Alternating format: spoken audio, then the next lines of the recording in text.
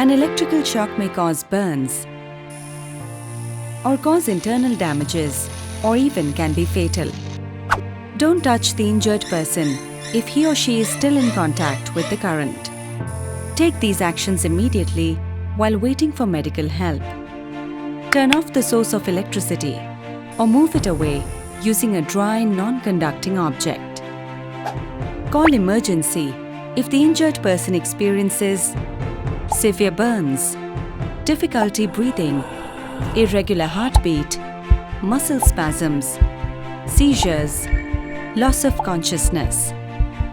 Begin CPR if the person shows no sign of circulation, such as breathing, coughing, or movement. Apply a bandage.